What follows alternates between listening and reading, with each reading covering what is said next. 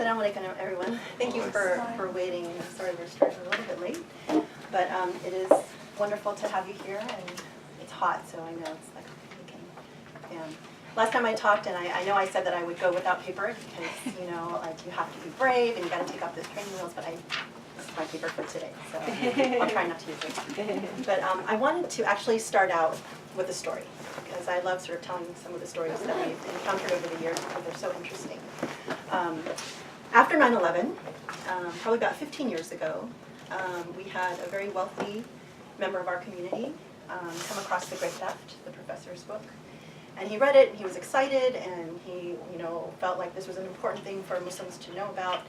So he got in contact with us and said, how can I help? I really want to support what you're doing and, you know, help Muslims read this book. So he came and met with the professor, brought his friends, a group of investors. We spent a lot of hours talking about what we're doing, and it's very similar to what we've been doing now. Brought them to the library, we gave them a tour. You know, we tried to explain, you know, we're trying to save the Islamic tradition and elevate knowledge and have people understand what a beautiful tradition this is, and that, you know, everything that's going on in the world is not as it appears. So, and I actually put together a, you know, long presentation and proposal about, you know, how you could help, some of the things that we'd like to do if we had money and investors. So we, you know, took the time to really, you know, do that. And of course, with this library, you know, most of you have had the tour and you've seen the size of the library, and you know that this is, you know, quite a huge effort. And, you know, we're always worried about what's going to happen to this knowledge and to this library and to this effort after we're gone. And, you know, so we're always having in the back of our mind, you know, hoping that people and Muslims will step up and preserve this knowledge. So after that effort, you know, several weeks passed, we didn't hear anything. And we kind of were wondering, well, you know, I wonder what this person thought. It took a little time, reached out, and, you know, we reached out to him and said, you know, we just wanted to know if you had any questions. And he said, well, you know, I just don't understand. What's the economic payout? Economic payout. Payout. He saw this as an economic investment. You know, if I put money into this, how am I going to get something back from this? I thought, oh my God, you know, how do you even begin to explain? This is not a money-making venture. This is not about book collecting and selling for a better profit. You know, we're not in this for profit. We're in this because we're trying to preserve our tradition. You know, this is our history. This is, you know, who we are as a people. And if we don't preserve our books and we don't preserve our history, then we're a people without history. And, you know, knowledge is so powerful. So, you know, the voice that I bring to the Usuli Institute is clearly one of a woman, an American convert, and I've talked about my you know, conversion experience in previous halaqas. But, you know, I was someone who was raised, you know, square in this environment with no reason to convert, and over the years, no reason really to stay Muslim. And so, but I like to think of myself, hopefully, as a walking example of the transformative power of the Usuli approach and what we're talking about in knowledge. You know, because it really transformed my life, and it, you know, changed everything about the kind of person I am and the kind of Muslim I am. And so I always tell people that, you know, the greatest gift that God ever gave me was literally saving me from my previous life and allowing me to become a Muslim. And secondly, the second greatest gift was allowing me to be a partner to an Islamic scholar like Dr. Abou El Fadl. And I don't say that to praise him, but I literally say it because I'm so grateful that he saved my life. I mean, you do a lot of work, as I've talked about before, to overcome kind of what people understand about Muslims here in this American context. You really have to do the work. You have to, you know, study and overcome all of the misperceptions that Americans have about Muslims. And you have to get, you know, past the point of making your family upset at you and, you know, all of the things that you hold dear to, you know, reach the point of saying, okay, I'm going to be Muslim. But once you enter this club, you kind of confront a whole different set of challenges. And it's hard to stay Muslim, to be quite honest. So, you know, I've talked about how my first year after I converted, I didn't know Dr. Abou El Fadl, and I went to the mosque for the first time and started getting, you know, like I guess, confronted with a lot of mixed messages. You know, I came to the faith through books and through theology, not really through people. But once I arrived, then I got the people and I got the opinions. And I got what now I can look back and call what I term modern day Muslim urban myths. So, you know, like some of these things, like I really tried to dig back into my memory, you know, from a couple decades ago, and it's like, what were some of these myths that really were important at that time that people had to communicate to me as a new Muslim? So some things were really innocuous, like, you know, okay, you have to eat with your right hand, you have to enter the bathroom. Because God didn't make all that time. Right. You have to enter the bathroom with your right foot first, or the jinn will attack you. You can't wear nail polish if you're praying, right? This is now where I need my list. You can't eat Jell-O. And this is one of my favorites. Is like, you know, when I went to the mosque for the first time, the imam told the group of people there that, you know, we don't eat pork, so we also cannot wear pigskin shoes. And so you know, for a convert, you have to understand that these things come through a completely different filter. Like I grew up with no folklore, no culture, no history. So everything had to penetrate me through like my intellect. And so my number one question is, well, why? Can you explain it to me? I don't understand. Why, you know, we're talking about not eating pork, so why can't I wear it on my shoes? You know, or why nail polish? You know, I mean, it just really silly things like that. So those things were sort of innocuous. But then there were other things that really sort of interfered with my American life as I understood it. So for example, I can't talk to men, I can't shake their hands. Okay, sorry, I've got to go back to my list. Dogs, right? Dogs are unclean, and you can't have them. I love dogs. I was like the little kid that literally bought the dog book and memorized every single breed. You know, like I knew who they were, what they were, and I like wanted dogs from the time I was like this high. That, you know, you can't wear short sleeves, you can't wear a skirt like this. That you can't go swimming now in public places. You can't listen to music because music is haram. And you can't, you know, obviously listen to women who are singing because their voice is haram, right? You know, so these are, and then also I was told kind of before I really got into it that, you know, it's okay that women don't wear hijab, but if you want to be a better Muslim, you really should wear hijab. So it's kind of like the guilt sort of thing. So, I mean, these are, you know, I call them urban myths because now, like, enough time has passed that I know they're just not true. Yes. Any converts that want to add to my urban list? I know you everyone's heard cannot that. hang pictures of animals on the walls. Right, no You pictures. cannot, I mean, it just goes on and on. I thought men are not supposed to shake hands with women, but women could. But you changed your mind.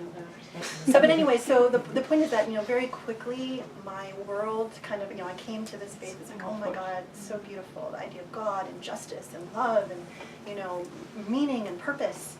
And then all of a sudden I met Muslims and my world became very restrictive. And everybody had an opinion about what I could and couldn't do. And, you know, so it was really difficult. And then there are other things that, you know, not just innocuous or things that interfered with my American way of life, but things that would like turn people away. So the idea that, okay, yes, men can beat their wives. Really? Okay? That you have to wear hijab. It's like a sixth pillar of Islam. You know, if you don't wear hijab, then, you know, you are basically not Muslim. Or for menstruating women, you can't touch the Quran. You can't go into a mosque. You can't pray. You can't sit with men and learn. You know, I recently was listening to a wonderful khutbah that was given by a woman at the Women's Mosque of America from years ago, and she is someone who is very active in our community and, you know, does a lot of really important work on the front line for fighting Islamophobia and things like that. And she was talking about how she was raised in a very, you know, pious Muslim family, and she was very grateful because she went to the mosque with her family literally like 6 days a week, sometimes more than that. And so she wore hijab from the time she was 6 because she wanted to be like her mom. And then her brother and her started memorizing Quran, you know, at about the age of I think 7 or 8. Then she reached the point where she got her menstrual cycle. And now she had to confront not being able to, you know, touch the Quran, not being able to sit with her teacher, not being able to do the things that her brother could do. And she recalled how devastating that was. But she didn't have a solution to that. She just accepted that it was like that. So that made me so sad, because these are the kinds of things that knowledge can open the door and change. And you can understand, is this really right or is this not really right? And these are the kinds of things that we talk about. Sharia is just about chopping off hands. Or that, apostasy, if you leave the faith, and this is, for a Muslim convert, okay, if you change your mind, we can kill you. It's like, okay, forget there's no compulsion in religion. Or all your parents and your family going to hell, that too. Right, that's a good one. Or that we want to convert everyone to Muslims. Of course, you don't, in the Quran it says that there will be Jews and Muslims and Christians and, people you have to compete on piety. God didn't intend for everyone to be Muslim, but that's not necessarily what you hear when you listen to, commonplace conversation. He actually said you have to believe in the other ones to be a Muslim. Oh, okay. You have to believe in Judaism, Christianity because you're a Muslim. It's part of it, right, Dr. Fadl? Yeah, so, it's part of it. Right, absolutely, because it's all one message. Absolutely. And the last thing, that Muslims all want Sharia law to take over, which I think is hilarious because most Muslims can't even explain to you what Sharia is. Mm-hmm. So, these are things that turn Muslims away, turn non-Muslims away, and certainly will turn our youth away, our children and our grandchildren. So, this is, how do we deal with this? I mean, this is knowledge. This is where knowledge makes a difference. Where knowing our history, where preserving our books makes a difference. I mean, clearly we have to trust in Allah, we have to trust in God, we have to, do our part to build a relationship with God, but a really important part of that is knowledge, and investing in knowledge and doing your part to understand. So a lot of people ask me, okay, so how is your life better now that you're a Muslim? Because oftentimes it's like, you see those movies where everybody is running in one direction, you're the only one you're running in the other direction. That's me sometimes. I feel like, okay, everyone is running away from Islam, and I'm the one going, no, guys, this way, it's beautiful. So that's kind of what we are dealing with. But how is my life better? Well, before I was a Muslim, I think that a lot of people can relate to this because it's what I consider classic American culture. You grow up in this country, there are certain assumptions about what you are and what should be important to you as an American. So clearly growing up, I'm a product of my culture and honestly the aspirations of my parents. And those are the things that are handed to you. Those are your inheritances. And beyond that, it's kind of whether you choose something else. And that's really important. So before, when I was just, product of that, every day was sort of a matter of random chance. Maybe it would be a good day, maybe it would be a bad day. If it was a good day, it would be really good, everything was great. If it was a bad day, everything was bad. And, it's kind of like you just woke up every morning and said, man, I hope I'm lucky enough that today will be a good day. And I would kind of pass time from one exciting event to another. Because, you get up, you go to work, and you sort of have to have something to look forward to. So pretty soon you're like, oh, I just got to get through this week, and I just got to get to the weekend, and then we're going to go do this, and then back to work. Okay, and then, okay, we're just going to go again, just if I could just get to that, and get to that. And then you start thinking that, is this what life is? Just kind of waiting from one happiness, or one excitement, or one, event to the next. Then it's like, what is the end of that? You kind of want to hurry through life to get to something, but you're not really sure where you're going or what you're getting to. And it was sort of, everything was kind of emotion-based. It was like, does this make me happy? Does this make me feel good? It's very me-centered. And, the difference, okay, and, there's not so much, there was like sort of no moral compass, because that, God was really not a part of this equation. And I was either destroyed or uplifted by the opinions of other people. My friends, my family, if they validated me, oh, great. If not, oh my God, the world is dark. And, I was really, appearances are important. What you have is important. What can you buy? What do you not buy? What do you, it's very much sort of the immigrant children, the second generation that comes in, and it's like their parents wanted them to have, a better material existence, and that's really what your orientation is. And I would call that, really sort of a difference between a me-centered approach to life and a divine-centered approach to life, which is really what we're talking about here. Because, if your measures of success are about what make you happy and what make you feel good, that's very different than if you shift to a divine-centered approach, which is, okay, what is going to please God? What is going to serve other people? What's going to actually create goodness for others? What's going to alleviate suffering? How am I going to be the best version of myself and make something positive happen in the world? And that changes your entire perspective. So, I'm so grateful because, before that, I was always searching for meaning, always searching for my purpose. And part of this whole process of becoming Muslim was that process of finding meaning, understanding why are we here, and what are we here to accomplish. So just to give you a little bit of an idea of some of the things we do, because I think it's interesting. This past week, just a snapshot of our week. So last Sunday, the professor gave a lecture at the Islamic Center of Southern California on the Muslim ban, which was extremely powerful. If you haven't watched it, please do. It's on YouTube right now, because it's not just, if you actually can read the decision, which I'm sure most people will not do, it's a really long, thick decision. The professor actually went through the decision and, of course, has the legal training to understand what does it appear on its face, and what does it really allow people to do? What does this really mean for Muslims? And it's terrifying, because there is some smoke and mirrors happening here, and it's something that we need to understand. But again, value of knowledge. Then he just finished an article called "What Type of Law is Islamic Law?"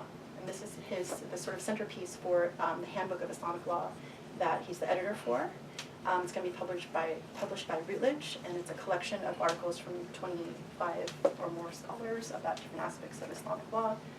But again, like I said, this is my favorite part of my job, is reading, what he writes and editing, and oh my God, okay, so now I can brag. This is like an amazing piece. It's transformative. It helps people understand, what are we talking about really when we're talking about Islamic law.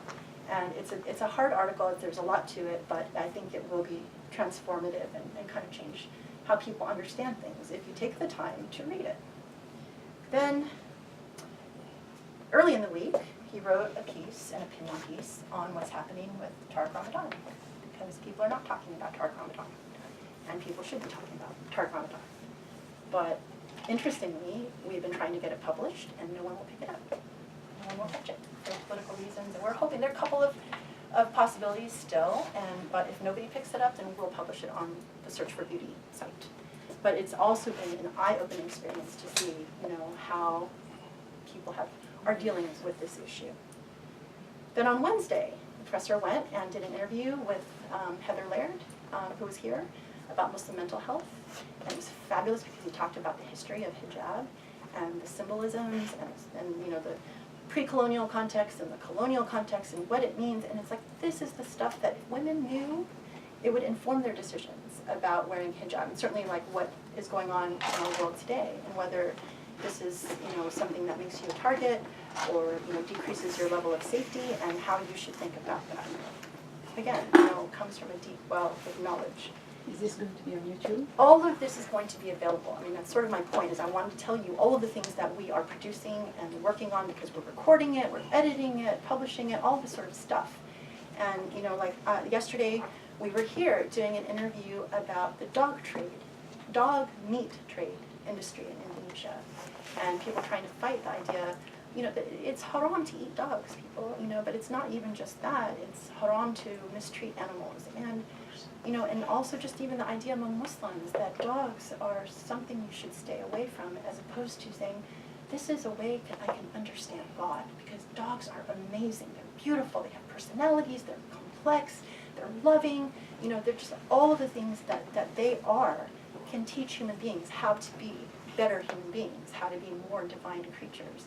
And that was extremely important, because this is a huge profitable industry, especially in Indonesia, Malaysia, and some of those countries. So the hope was really to teach people that this is just so counter to the Islamic tradition. And then we were also busy with trying to buy a manuscript on eBay. And this was a very painful thing, and I bring it up because it was sort of in the context of trying to tell someone about, where we are And this will come out hopefully, you know, and we were doing this as part of the documentary on Islamophobia and how we don't, as Muslims, invest in our own manuscripts, and they are bought and purchased by non-Muslims who then control the, you know, how they talk about Muslims, and that affects us in all different kinds of ways. But so this was a manuscript for Subki. I can't really say very much about it except that it created about 3 nights of no sleep, pain, nightmares, because it was $6,000 for a manuscript. And this was from the 11th century Hijrah. And, you know, the professor, like, saw it, and it literally killed his heart, and so I was like, okay, we can't afford that, but maybe if I break it up into 24 payments over 2 years, maybe. So, okay, let me try and just bid on eBay. I'm, like, never on eBay, so I was like, oh my God, I know what I'm doing. So tried to, you know, bid really low, and we kind of went back and forth, and finally the guy said, okay, you know, $4,300. And I'm like, I can't do it. But it's so painful. So, I mean, because, you know, this is like how our life has been, you know, and we didn't get it. So anyone who has money that wants to spend, and through this process also, we found a Quran from, what, the first 100 years after the Prophet. And you know what they do on eBay? They take the Quran, it's a historical artifact. They rip out each individual page, and they sell each page for $400. They don't do this in the, you know, in the Jewish tradition or the Christian tradition. They take our books, and Fresh will talk about more. And I'm sorry, I'm like opening a wound again. But this was like what we, you know, were dealing with this week. So, you know, this is just to give you a flavor of, you know, just a little bit of what we do in a week. And, you know, this is, you know, how we hope to make a difference. So let's come back to this story of economic payout. Because, you know, when this person who came to visit us many years ago said, what is the economic payout? You know, back then I was like, okay, you know, how do I even explain this to you? Forget it, you don't get it.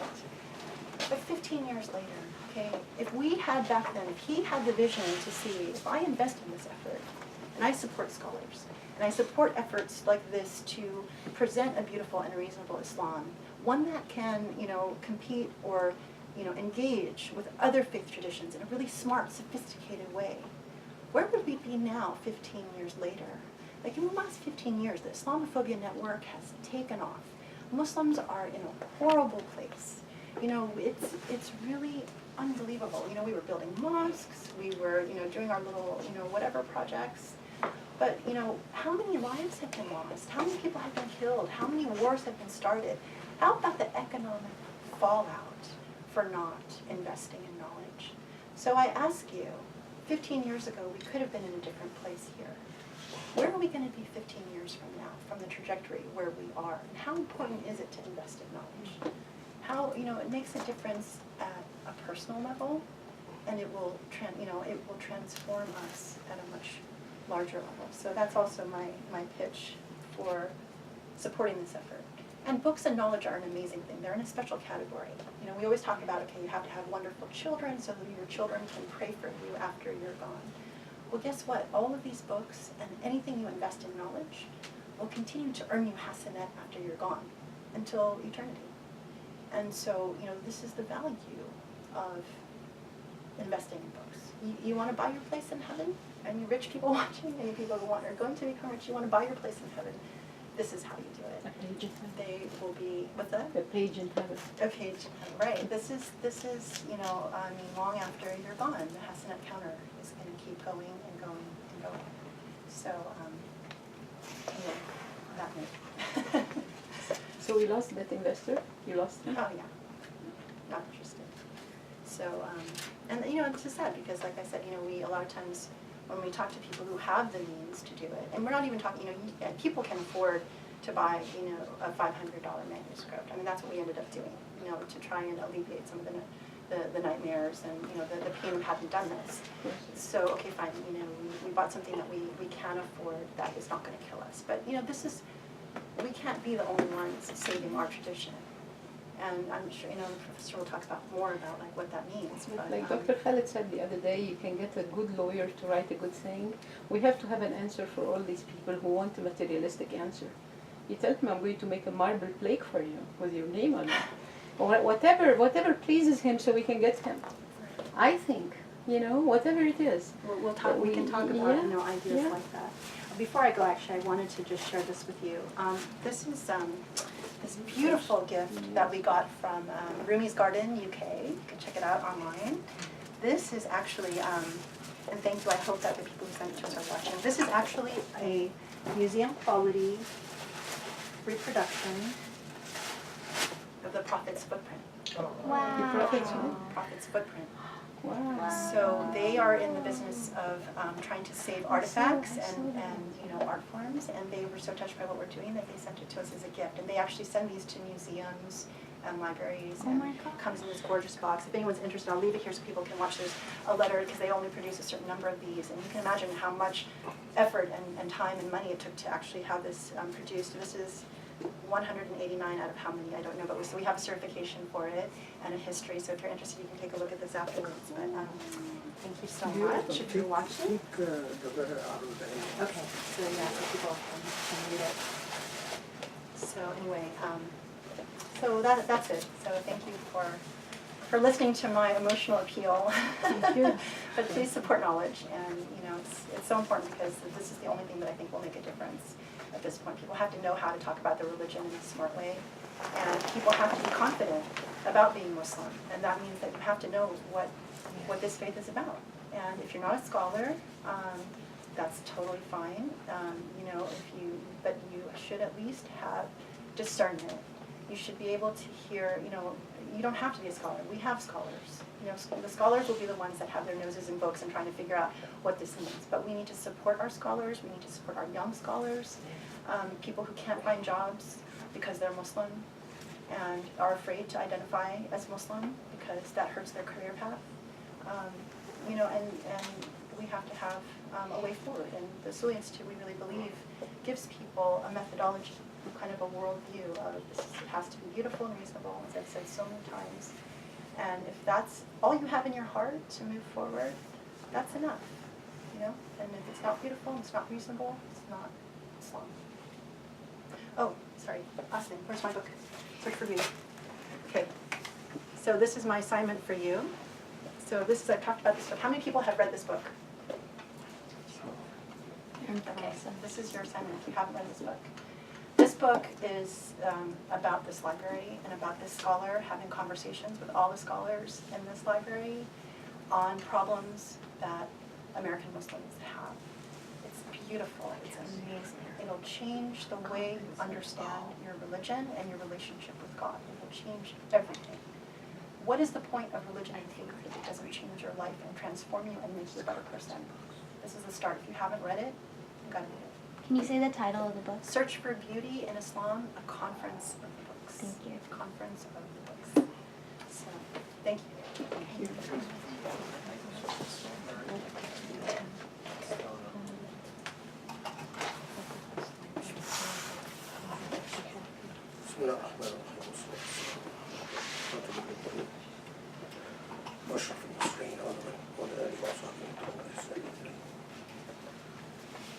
Okay, first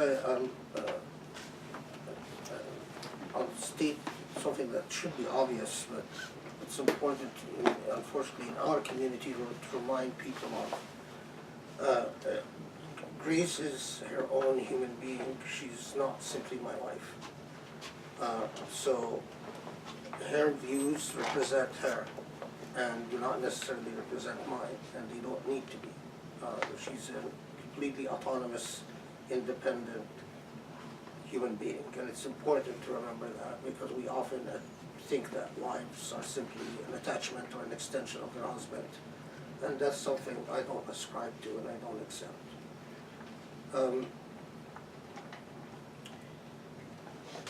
Yes, I want to get to the tafsir, because that's what I have become increasingly interested in, and during the time that we are going through real hardships as Muslims, this is a time where we should hold steadfast to the Quran. And if you look around the world and the affairs of this world displease you, then sink yourself into the Quran and the study of the Quran. That's your salvation. That's the only thing that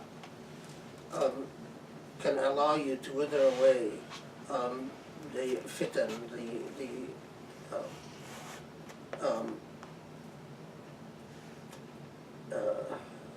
Division?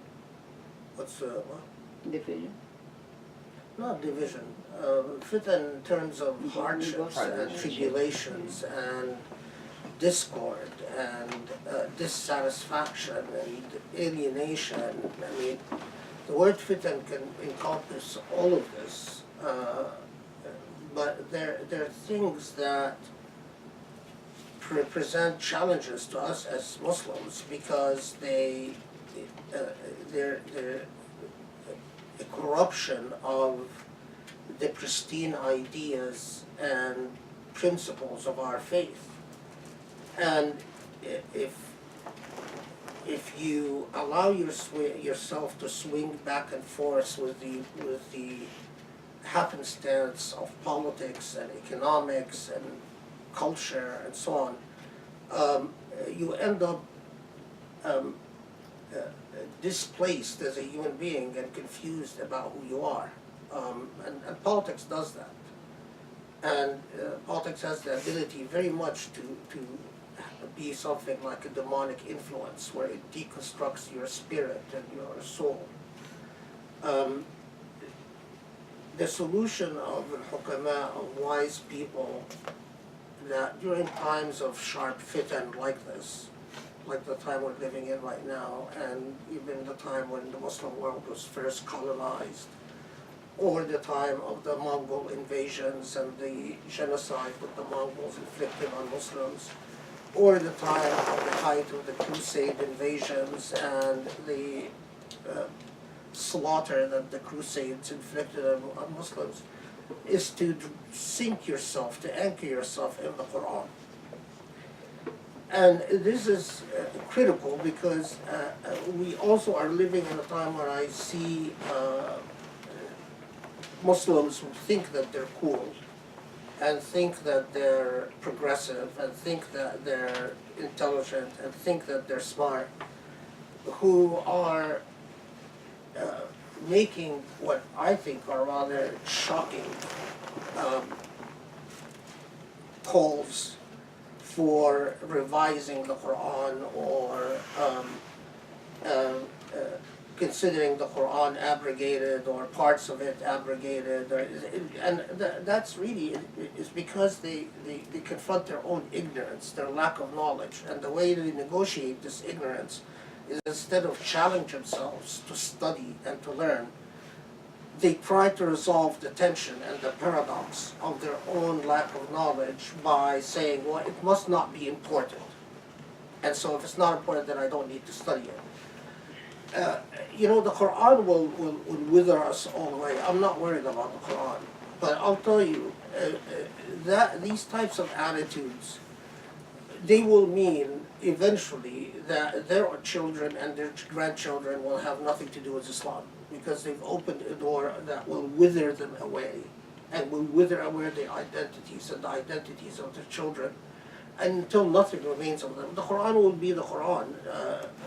Regardless of what idiot calls for its abrogation or for ignoring it or saying that it is not revealed, that it is went through the Prophet's consciousness or been negotiated through the temporal consciousness of the Prophet, and so it's not thoroughly defined. They just don't, the people who make these types of arguments are ignorant of the majesty of the Quran is, and its remarkable ability to educate and to teach any intellect, regardless of how this intellect thinks that it is smart and intelligent and perceptive and so on. But on this issue of fitan, I'll make a couple of quick remarks. That we live in a very odd time, don't we? I mean, there are all these stories that have come out about how Saudi Arabia and the United Arab Emirates have supported both Islamophobic organizations and Zionist organizations because they want to carry favor with Israel, because they want to carry favor with the Trump administration, and the way they can get to the Trump administration is through the Zionist lobby and Islamophobic lobby. And then recently there was a story that came out about Qatar also donating hundreds of thousands of dollars to Zionist lobbies and Islamophobic lobbies. And in fact, Islamophobes visit Qatar. And you know, the irony of this is it's as if Muslim countries now pay a jizya. It's true, they pay a jizya to the Islamophobes and Zionist organizations. Why? It's not necessarily because of Saudi Arabia or Emirat or Qatar hate Islam. That's not, I think that would be an unfair speculation. But it's because they want to maintain political interests by bribing, but it's not really a bribe. It's like a jizya payment. They're paying for protection. Qatar is worried about Saudi Arabia and Emirat invading it, and they want the American military base to stay there. So they pay the Zionist organizations to represent their interests with Trump. Saudi Arabia is worried about Iran and Turkey, so they pay the Zionist organizations to represent them in DC. Emirat wants to keep Iran out of Yemen and wants to make sure there are no Arab revolution and whatever it's, and it also is hostile to Iran. So they pay the Zionist organization. We live in an age where Muslims pay a jizya to Zionist organizations in the U.S. and Islamophobic organizations, so their political interests should be served. Now, you as a human being, well, if you're wealthy, then we can have a conversation about where you should put your money. But if you don't have that type of wealth, then anchor yourself on the Quran. Because you're not going to be able to change the affairs of the world. But what you do control is yourself and your own salvation and the own health of your soul. And if that withers away, if you look at the world and it shakes your foundation, you lose everything. And especially if you allow what I comfortably call the idiots of the world to make you doubt the Quran as an anchoring instrument, as a foundational instrument for all of us Muslims. Before I go back to Surah Rahman, because Grace reopened the wound. Can I have a Coke, please?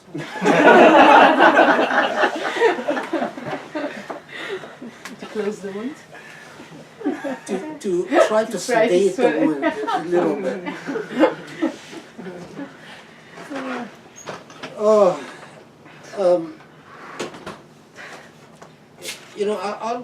I'll tell you. Yeah. Oh, okay. Thank you for reminding me. To have a library like this and manuscript collection like we have, we have no savings. We have no, we are heavily in debt. And alhamdulillah, I mean, I wouldn't do it differently if I would start all over again. You can't, as an individual, it is very difficult to, and especially when Allah gives you the knowledge to know the importance of what needs to be saved. And that's very hard because it's if you're ignorant, you see a manuscript and you don't know its value, you don't know whether other copies exist in the world, you don't know what this manuscript, what potential intellectual power can come from it, your life is much easier, and it doesn't tear at you. But if you know then it becomes very difficult.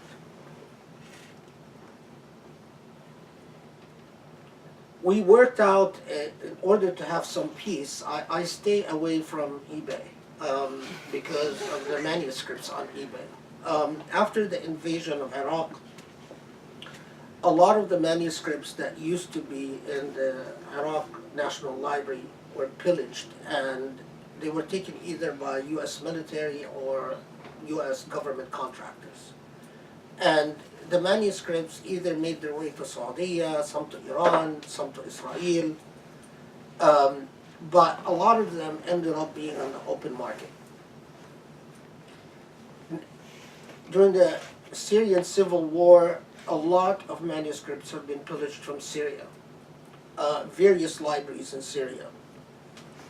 Some people, in response to ISIS, both in Iraq and Syria, because ISIS was going around burning manuscripts that had anything that has to do with Sufism, with Kalam, with the Mu'tazila,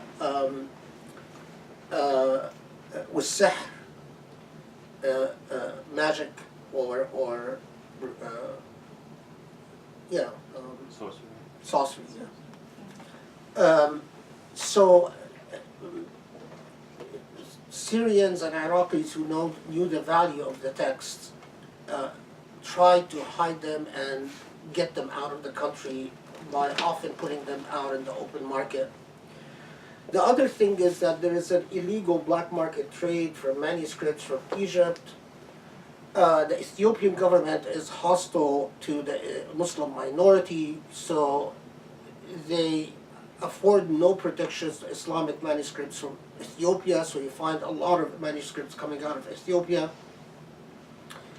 A lot of manuscripts coming out of Timbuktu because there was a long tradition in Timbuktu. Timbuktu at one point had one of the most important libraries in the Islamic civilization, about 1 million volumes. Eventually Timbuktu suffers economic turmoil, falls apart as a state, but the rise of militant ISIS-like movements in Timbuktu meant that a lot of these militants would go from one village to the other, torture people to reveal to them where the manuscripts are hidden underground, and then they would burn the manuscripts. And these are, Muslims, but they're the Wahhabi ideology of manuscript as Shi'i, a manuscript as Sufi, but it's all kufr, and so a lot of manuscripts are now popping up on the open market from Timbuktu. So that means that people in the know are sneaking them out and so on. India is another travesty. The current Hindu government in India is not friendly towards the Islamic tradition, and so a lot of the manuscripts that have existed protected in India for centuries are now popping up in the market. There's no effective preservation of Islamic manuscripts, so they're stolen, they're pillaged, and so on. So because right now, because there is a flurry of manuscripts, some manuscripts, there's a manuscript right now on eBay for $140,000. It's a one of a kind. It's a copy of the Quran that's about 1,000 years old, but the script is by a very famous khattat. What's the translation? Scribe. A very famous scribe and a very important copy historically. It used to be in Syria, and when I saw it on eBay, I was shocked because I knew that it was in a library in Syria in Halab for many years. So, but it's if I had $140,000, I would buy it. Imagine, you don't know who's going to eventually buy these manuscripts, and that's part of the problem. Whoever buys it, if we're lucky, it could be a university that buys it and then announces that it now has possession of this manuscript, and those who want to study it can go to that university. But that's a good news scenario. The bad news scenario is private collectors that might hold on to the manuscript and we never see it again.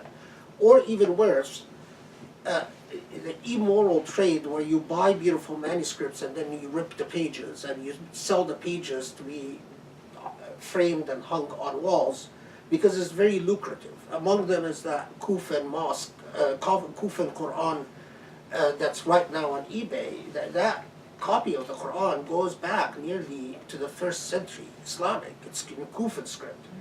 And and you can see all the pages on eBay, but each page is $400. So whoever acquired it from Iraq, I'm pretty sure this copy of the Quran was in Iraq, tore up the pages and is selling each page for $400. I mean, it kills you. Because can you imagine how many Muslims have handled this copy of the Quran? I mean, just from an archaeological perspective, that copy of the Quran is critical to even study the pages and study the script on the pages and what came before and what was erased and what was placed. Anyway, so the documentary makers wanted to film me acquiring something, and I told them, no, I don't want to do it. They kept saying, no, this is so important for the documentary, so I made the mistake of looking at eBay. And I haven't been able to sleep since then, and I haven't really been able to eat. There's the manuscript that's killing me. It's by Subki, a Shafi'i jurist, and that manuscript, we don't have other copies of it. And it's for $6,000. If I had the $6,000, I mean, I actually was telling the documentary to people, I would happily sell a kidney to get that manuscript. Happily. If someone out there wants my kidney, I'll sell it if you get me the manuscript.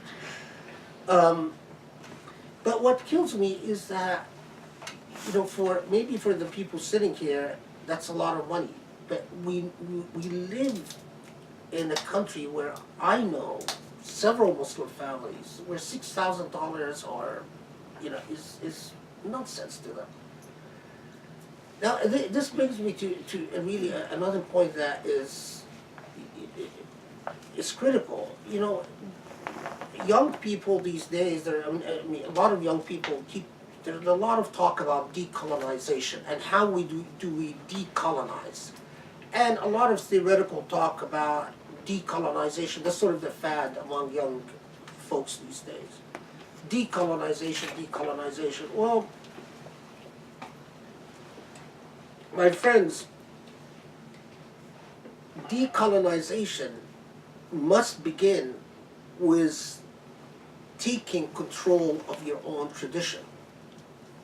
I mean, if you act to preserve these manuscripts and protect them and make sure they're available for future generations, that's decolonization. If you make sure that the discourse about your tradition is negotiated through the consciousness of Muslims rather than the consciousness of non-Muslims, that's decolonization. When you reverse the processes of Orientalism, and it must begin when, what was the trope of Orientalism? The trope of Orientalism is Muslims are naturally despotic. Their whole tradition is despotic. And their whole tradition is based on whimsical decision-making and irrationalism. When you preserve your tradition in order to study it, in order to counter the despotic discourse, in order to say, no, you're wrong, our tradition is not just a glorification of despotism. When you look at this tradition and you understand the thrusts of humanism in this tradition, when you look at this tradition and you counter the narrative of the whimsical Qadi justice trope, you're engaging in decolonization. Now, again, if you are serious about decolonization, it's not just sounding cool by using cool words. Find an effective way to mobilize, to even lobby those who hold wealth in the community to invest it where it should be invested, rather investing it in wrong places. I'm going to tell you a story that I actually never spoke about in public, but blame Grace. Because I know a lot of people will be not happy once I tell the story, but it's Grace's fault. She got me. It's not just this person, this very rich person that told us where is the payoff. You all know the Bayan Institute in Claremont, right? Well, before Bayan was initiated, Claremont came to me and said, we have a rich Muslim donor and we want to support your work, we want to support your intellectual project, and we want to support the library and preserve it. We entered into long negotiations with Claremont. We even drafted an agreement by which basically the library would be preserved, and I would work to train young scholars to read Islamic manuscripts and to analyze Islamic manuscripts and to start an institute for an analytical reclaiming of the tradition. Lo and behold, there was a minor rebellion within Claremont where a very devout Christian dean was very disturbed by the intellectual project that we had drafted and signed with Bayan. Was Claremont. And thought that this, he didn't articulate it as a risk, he just said, this is a stupid idea. Next step was that they reneged on their agreement with me. They refused to honor the agreement, and instead they set up Bayan to train imams.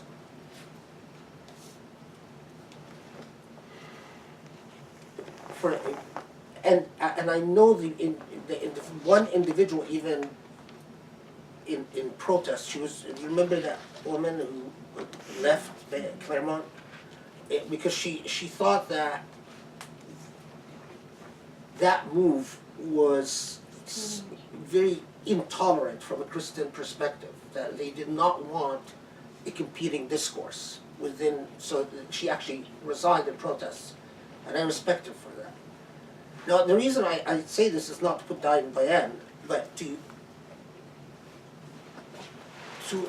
send out the message that for 30 years now, I have been pleading and begging for help in preserving and protecting the Muslim tradition, and for applying an intellectual paradigm to the Muslim tradition that counters a lot of the narratives that have been anchored by colonialism.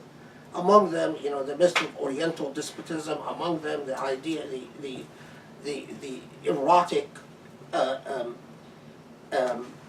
ways of interpreting the role of gender in Islamic history. Unless you control your own discourse, you cannot speak about becoming a decolonized people. You remain a colonized people as long as your tradition is interpreted by the other. Anyway, so we are, if I could go on for hours talking about the various manuscripts that right now still are available on eBay. But I'll tell you, many manuscripts have become available in the past and then they're no longer available, and I've tried to track where they went. I know where they came from. I can usually track whether they came from Iraq or Syria or India and so on. The manuscript, the Consolation manuscript that we ended up buying, is a manuscript on Sufism from India. It's a very valuable manuscript. It's not valuable, it's not as important as Subki's manuscript. But it was about $400, so. What's the name? I can't remember the name right That's now, alright. but, yeah, it's a Sufi track that it talks about the methods of elevating your soul and the loving God and God loving you back. I mean, it's an important manuscript by a Hanafi scholar who, as far as we know, has not written another title, but it's not as important because there are other copies of that manuscript. One is in Egypt and one is in Turkey and so on. So, anyway. If anyone has any questions about this? Go ahead. I was trying to remember its name, but I think my mind is blocking all of this out. Because if you have a computer, I can pull it up. No, I'll put it. Okay. What was We'll it? show it to you. Yes, sorry, it's starting with Chef, I think. Oh, so you had a question? So, this is a. No, I think you had it. This question's 75%. It's half serious, half jokingly. I ask this, but how ethical would it be if, like, you know, in those movies where you have like treasure hunters and thieves who break into museums and pull heists? Given that how you talked about how Muslim investors who have the wealth and means, they're not investing in protecting the tradition. So how, from an ethical standpoint, Islamic ethical standpoint, you know, how gray of an area is it for like a thief to pull heists and Is it okay you to know. steal? Is that what you're asking? Yeah. Beauty and reasonableness. Fly it. But beauty's in the eye of the beholder. You know, there are international laws, by the way, that make it, Yeah. that arguably make it illegal to trade in these manuscripts because they're historical artifacts. But the problem is that you need the government that owns the manuscript to bring the claim. And the Syrian government is not interested, the Iraqi government is not interested, the Ethiopian government, Indian government, so that's part of the problem. For instance, ancient Egyptian manuscripts, every now and then the Egyptian government will come after people who are trading in some stolen artifact. But the Egyptian government doesn't care about Islamic manuscripts. Now, you check eBay, you will not find a Hebrew manuscript that of great value like that being traded because immediately you'll have all types of governments coming after you. But that's exactly what I'm talking about, is that this is part of the colonial legacy when you no longer value your tradition because you no longer value your identity. And you don't understand the intellectual importance of your own identity. You sit here and you say, Subki, how is Subki relevant to my life? That's colonialism. Decolonialism is when you realize how Subki is important to your life. And you say, that's my tradition, I cannot allow it to be dissipated. That's decolonialism. I don't need to read big fancy theories about decolonization because I got some questions about how do you decolonize? Well, that's the most concrete, it's not comfortable because then you have to do the hard work of actually trying to raise the money and try to support actual institutions where you preserve the tradition and study the tradition, but it's that's the truth of it. That's the reality. Anyway, the Subki manuscript is, I'm trying to avoid looking at it because it's very painful. But there are others. I mean, honestly, you'll see some manuscripts are $10,000, some manuscripts are $40,000, and there are Persian manuscripts, Arabic manuscripts, there are some Urdu manuscripts, a lot of Urdu manuscripts actually. A few manuscripts in Ottoman, a lot of early printed books on Ottoman from the late 1800s and early 1900s, a lot of them. It's the easiest way to buy your place in heaven. If you're wealthy and Have a you've good committed a idea. lot of sin, you want to be forgiven. I have a good It is true because every time someone reads and learns, your hasanat counter runs. All right, I have a very good idea. And every time I read a manuscript, by the way, I do dua for the person who wrote the manuscript, who copied the manuscript, who preserved the manuscript, who put the manuscript in my hand, which until now has been the person who put the manuscript in my hand has been us. But you know, because we. Can I say something? What? I'm still in pain. Please say something. Sorry, I say something to get the pain out. Eid al-Adha is coming soon, right? Right. And we can send a message to all the parents of New Horizon, or put a message together, somebody, a good artist or a good person. I can help, but I'm not sure I can do it by myself. But we say that we're going to make a gift for Eid al-Adha for all Muslims. We need to buy a manuscript, and it costs so much. Everyone is going to cooperate and buy it. And it's going to be a gift for all Muslims. You're in charge. You don't say it for the She just Usuli needs help, Institute. but okay, I love this idea if it will help. And me before you preserve know some it, of the manuscripts. 6,000 will be collected. Inshallah. Do you guys want to see the Indian manuscripts on Sufism? Yes. Yes. Okay, do you know where it is? Well, can you do it at the break? Why don't we do one? Well, this will be. He needs a I'll break. certainly. I need a break to collect my thoughts because I'm very emotional right now. Do you want to tell me where it is? It's Oh, in. no, I know where it is. It's in the manuscript vault. Can we Okay. do this with the New Horizon parents, for example, all the parents? I And they will teach the kids, and they make a big deal out of it at the school. Look, we got a manuscript love that the is so idea. important. I mean, I'm so jaded that I always assume nothing is going to work anymore. But, No, but, you shouldn't. But go for it. No, I think we need more people that are willing to start little projects because most of us don't have the money, and Money so is not our- everything. yeah, well, it isn't everything, but it's a very big thing. Absolutely, and most absolutely. But the most money you of will us- get with ideas like most that. of us don't have the Be money. very careful with it. I agree. Our responsibility I is agree. to start organizing and approaching people with money and lobbying them to put money where it matters. And so I think if someone online asked for those of us who don't have $5,000, how can we help?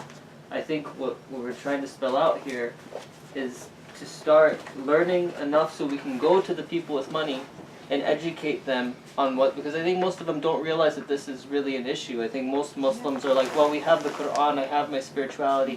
Why is it really that important that we save manuscripts? How important? I mean, other universities are saving manuscripts. And so we need to communicate to other people why it's important to save these manuscripts. And to start doing that. So little projects like that I think are a very good idea. I mean, even just small donations, if you can't even donate, I mean, obviously most people don't have a spare $5,000 laying around, but every little bit helps. And we're all in it together. This is our tradition. So, you know. Sharif, Yeah, like Obama when he got like $1 or something from everyone Yeah, for his campaign, so it doesn't it makes a matter how difference. much. Absolutely. we Yeah. cannot wait for people to learn. Everything goes together. Everything goes together. This is I want to put someone in charge so are you going to take charge of raising funds for the Shukti manuscript? Okay. Yes, You feel better now? Post which I'm very jaded in working with Muslims that I always expect the net result will be zero. But I'll be happy if it actually materializes. okay.